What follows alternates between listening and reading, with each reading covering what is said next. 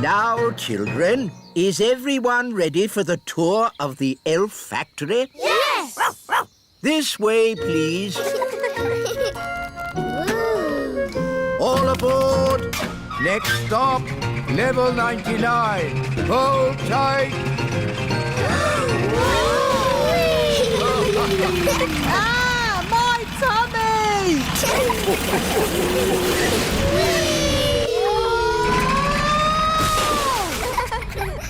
Here we are, the elf factory. Goodness me! Look at all this rubbish. Don't you ever tidy up? This isn't rubbish, Nanny Plum. These are the raw materials we use to make toys.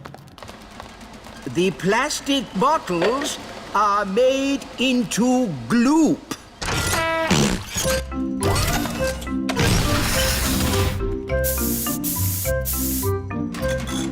The old tin cans are made into clockwork cogs.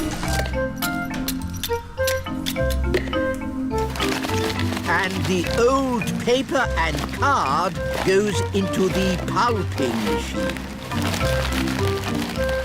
and gets squished into flat sheets, which are folded into new boxes for our toys.